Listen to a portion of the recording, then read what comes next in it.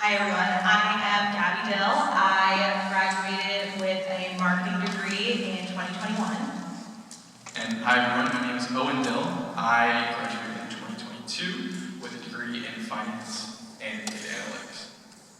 And yes, we were the ones that eloped and he did not come to our wedding. So. I think he was actually more mad than some of our family members when we did that. So. And something else I'll actually say about Wazzy is he's pretty humble, but obviously he went to Stanford. Up on that slide was actually his daughter, so he brought his daughter here if that says anything about this school and what we do here. So both of our professional and academic journey started right where you are right now. We did the Summer Leadership Academy in 2017. I don't want to date myself, and I'm not even that old, but I feel it. So we did it in 2017, and I always forget to tell this part of the story, but I didn't want to come. I had just broken my collarbone, I was in a sling, and I was like, Dad, please don't make me go. My parents are in Virginia, so I was in Virginia at the time. It was going to be like a 5-hour drive up here, and I just didn't want to come. And he made me come, and I had a really great time. I met a lot of really great people that I still keep in contact with today, and I got to learn more about the school and the program. And so I left thinking, okay, I really like this school. I like the fact that I come back to New York because I'm originally from New York, and I was still trying to figure out what I was going to do because my dad really wanted me to go to the University of Virginia, where my sister went. So I came back in the fall for the open house and fell in love with the school all over again.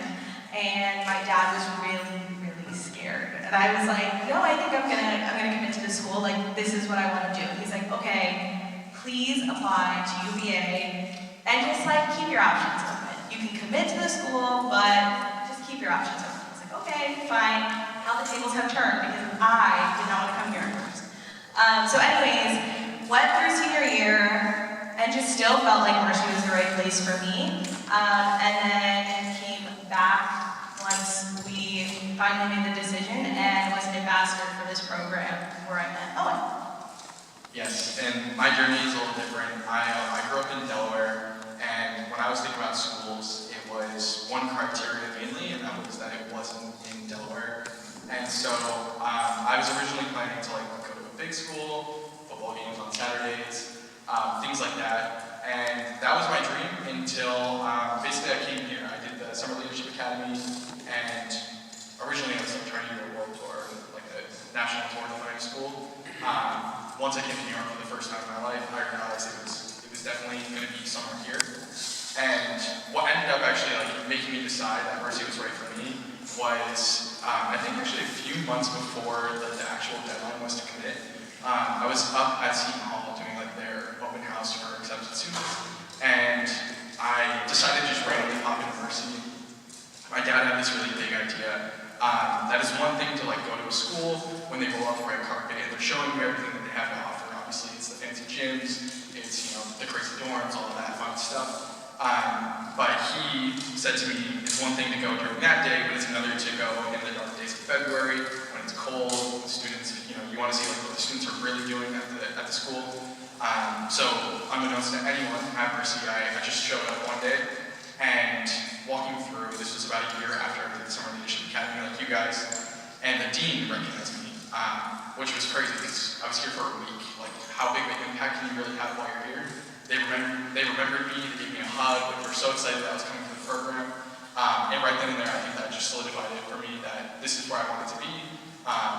So yeah. I actually came back too. I spent the night. Wazzy helped set me up with some of the alumni who were a year older than us. I got to come and spend the night and go to a class in the city and just learn a little bit more. And I was like, okay, this is what life would look like if I came to this school. It may not be a traditional college experience, but this is what makes sense for me. So I think that also seals the deal with coming in the winter. For sure. And then I think once we got to school, actually right before we went to school, I was an ambassador for the Summer Leadership Academy, and I absolutely loved it. I actually did it 3 times, I think, during my time at Mercy. But once we got to school, I met Dad for the first time, and once we started, it was just, we started dating a month into school. But something that was really great was just the focus on getting internships right away. I did 6 internships in my time at Mercy, and that just absolutely prepared me for my career now. I had 2 job offers coming out of school, which I was super fortunate of and really lucky to have that. I had 2 great companies doing it. I loved both my jobs at the time. So yeah, that's my. For me, I graduated a year early, so I graduated in 3 years, which was really great because I got to bring my car the first year, and my parents were really excited about that. And so my first year at university, I had a marketing internship, and then the summer after my first year, I was at a recruiting firm right in Irvington, and kind of learned a little bit more about human resources and working in recruiting, and so realized I had a love for marketing and recruitment. And then after that, in the fall, got an internship at Madison Square Garden, which was really cool. I didn't really love the area of the company I was in, but I really loved working for the brand, so I felt like, that could be a company that I went back to. And then after that, COVID happened. So we both went home for a year, and we were still doing remote internships. So I ended up getting an employer brand internship with Western Union, and I really, really loved the work that I was doing there because it blended recruiting and marketing. So I did recruitment marketing for them. And before I graduated, I started applying to jobs, and I was like, okay, I need to do something with the degree that I have. I don't really want to just do recruitment. I want to do marketing. And I applied to one recruiting job, and that was the job that called me back. And it was a contract position with Pinterest in the recruitment space, and I started in mid-March, right before I graduated. And so I've been at Pinterest ever since. I've converted to full-time, and now I lead the employer brand for the company. So that's where I'm at today. She's very hungry. But I do remember as we were kind of going through that process, I was still in school, but as she was applying to jobs, and the thought of taking a contract position was really scary. But it was with her dream company, and I'm super proud of her because she's obviously turned that into such a great experience, and she's quickly rises over to the company. And I guess to go back to my internship experience, one thing that Mercy does is they talk about loading up business classes early. That is super, super helpful as it comes to interviewing for an internship when you have no experience. The other major thing that I don't think has been mentioned today is how we actually allow 2 internships during the school year. And one of the key things about that is loading up your classes on 1 or 2 days. So I think one of my internships, I was doing all my classes on Monday, Tuesday, and then I was able to commute Wednesday, Thursday, Friday, and work a few days and get some money, which was nice. But I did 3 unpaid internships. Some of them were a lot of really small companies, and it just helped me start building it up. When I got to my junior year, or the year before, actually the summer before my senior year, I interned at Pfizer. It was really cool. It was right off the heels of the pandemic.